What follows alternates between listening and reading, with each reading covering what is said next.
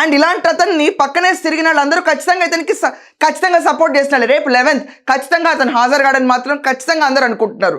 హాజరు కాని పరిస్థితుల్లో ఎవరు రెస్పాన్సిబిలిటీ తీసుకుంటారు? ఈ బోరుగడ్డ అనిల్ లాంటి ఒక క్రీచర్ బయట సొసైటీలో తిరుగుతుంటే మహిళలకు ఏం భద్రత ఉంది?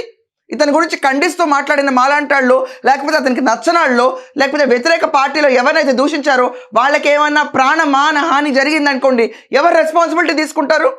అర్జెంట్గా అయితే తీసి జైల్లో వేయకుండా ఫ్యాబ్రికేటెడ్ డాక్యుమెంట్ సబ్మిట్ చేసి అయినా చెన్నైలో వాళ్ళ మదర్ హాస్పిటల్లో ఉంటే గుంటూరు నుంచి సర్టిఫికేట్ తీసుకుంటే ఏమిటండి దీనికి అర్థం?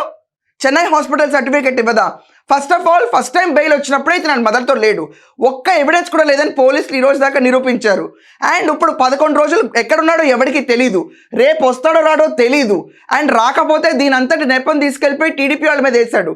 నాకేమైనా అయితే వీళ్ళే రెస్పాన్సిబుల్ అని చెప్పి. అంటే హింట్ ఇస్తున్నావా చంపేయమని? వైఎస్ఆర్సీపీ వాళ్ళు ఏమైనా చేసినా కూడా టీడీపీ మీద పడ్డానికి ఇదంతా వెరీ సిల్లీ ఇట్ ఇస్.